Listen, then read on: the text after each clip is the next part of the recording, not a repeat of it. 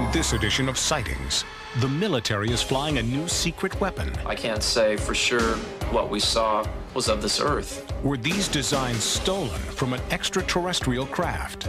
In the case of the UFO model, we've made every effort to make it accurate. Welcome to Sightings. I'm Tim White. The wide open spaces of Nevada are the perfect testing ground for the U.S. military's top secret weapon systems and aircraft. So it's not unexpected that people who live there often report seeing unidentified flying objects. But the UFOs that have been sighted most recently are unique. You could see that it was definitely a spheroid-shaped object and that it was surrounded by this very energetic field that would lag behind the maneuvers that it would make. We stopped on this ridge, and my partner looked at me. His eyes were as big as fish bowls, and he motioned for me to look back over our shoulders to the east. I can't say for sure what we saw was of this Earth. Area 51, Dreamland, Groom Lake.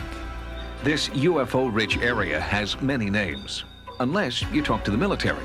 Despite high-level leaks about top-secret aircraft testing here, with codenames like Aurora and Black Manta, the Pentagon continues to issue their standard denials, even to Congress. Every time that there's a story about Aurora or the TR-3A Black Manta in Popular Science or the New York Times or something else, Congress calls the Pentagon on the carpet and says, what's the deal? They want to know if these planes exist. And every time they've asked about those planes, they've been told there is no such thing. The military's established a pattern of denial concerning these highly capricious wild aircraft beginning in the late 50s and continuing to this day. The pattern of denial started with the U-2. In the 50s, sightings of strange cigar-shaped craft were followed by leaks about a new spy plane, codenamed U-2. The military denied the existence of any such plane, until Francis Gary Powers was shot down over Russia in a U-2. The pattern continued in the 1960s with the SR-71 Blackbird, in the 70s and 80s with the stealth fighter and the stealth bomber. And now, in the 90s, it's happening again. There are new sightings of disc-shaped craft, new leaks suggesting the discovery of an anti-gravity device, and the same old denials. There's a certain conceit, I think, among journalists that, well, if it's real, if it's true, we can get it, because Washington, the government, the Pentagon, they all leak like a sieve. Well, that may be the attitude in journalism, but if you ask military folks, they will tell you secrets can be kept. Secrets are kept. Many believe the secrets are kept here, at this supposedly non-existent Nevada military base. Rumors suggest that anti-gravity technology being used here was actually recovered from an alien spacecraft. I think there's a strong possibility that we have recovered some sort of alien technology and are trying to incorporate that into military programs. In an attempt to penetrate the security net around Area 51, investigators Michael DiGregorio and Roger Johnson pedaled a backcountry route. Suddenly, a series of red-orange objects flared out across the sky. They started at great height, seemed to descend, and then flared out. It was startling. Then a series of silver pewter flashes went directly across the horizon at terrific speed. One of these silver flashes went directly up into the air. The bottom one seemed nearly to hug the ground. Did DiGregorio and Johnson witness the super-secret testing of a new kind of aircraft? In fact, someone did think they saw too much. As they returned to base camp, they were detained by a security patrol that seemed to be protecting more than just a stretch of arid landscape. Boom. Headlights come on, there was an M16 pointed at us, and here we were faced with a life and death situation. But we also knew that we had crossed the line back into public domain, and therefore we were safe. 3 months later, in the same area, independent investigator Mark Farmer saw the same orange-red UFOs. He had a camera and captured these images on film. As an aviation expert, Farmer was stunned. I saw the object exhibit entirely unconventional flight characteristics. At times it would wobble around in the sky and appear very unstable. At other times it would be in a rock-hard hover. It was an oblated sphere, multicolored, crimson on bottom, blue-green on top, much brighter than anything else in the sky.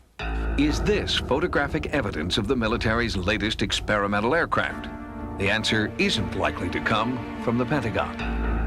Let me put it this way. I don't think the military has any credibility with the public in terms of its denials of this program or that program. They've denied the U-2 existed. They denied the SR-71 existed. They denied working on stealth.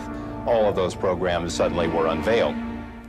The only information at this point comes from leaks within the government structure.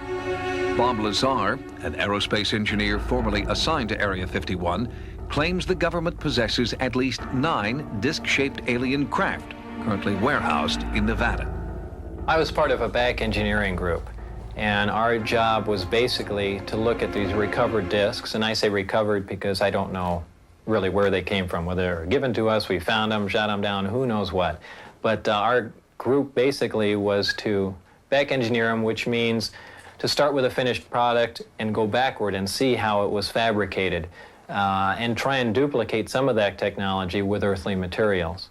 To me, Bob Lazar is credible. Over the past couple of years, I've spoken to literally dozens of people who have worked at that facility out there in Nevada. I think the technology at Area 51 originally came from somewhere else. They were looking at something that, as far as Bob is concerned, didn't come from this planet, and they were trying to figure out how it worked. John Andrews is also considered a reliable source for information about government projects. He has an amazing track record for revealing aircraft projects before their official unveiling. He's not a military officer, nor an aerospace engineer. He's a product designer for a toy company called Testor, and he can't keep a secret. Secrecy is used oftentimes to hide the details of the funding and the size of the program. More often than not, it doesn't hide a real, true technological secret. The Pentagon was not amused when Testor released a replica of the F-117A stealth fighter before it was officially known to the public.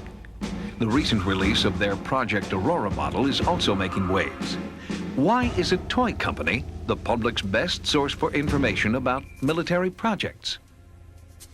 They have sources throughout the military, they have sources in companies like Lockheed and Northrop, and they get bits and pieces of information from here and put it all together. With such a remarkable track record, what's next on the Testor drawing board? John Andrews says it will be this, a UFO replica called the Sport Model. In the case of the UFO model, we've made every effort to make it correct and to make it accurate. We've made every effort to find out the best information on the subject. We went to people who said that they have worked on the craft. Could the Sport Model really be the next step forward in military aircraft design? Testor says yes, and the experts are listening. The Testor Corporation has been very lucky in terms of building models that suddenly become real planes, but it's not luck. Now they're telling us that they believe that flying saucers at Area 51 are a real possibility. This model may be the very, very first authentic plastic scale model kit of something that was designed and built and flown from another planetary system. I cannot say that that is absolutely certain, but there is that possibility.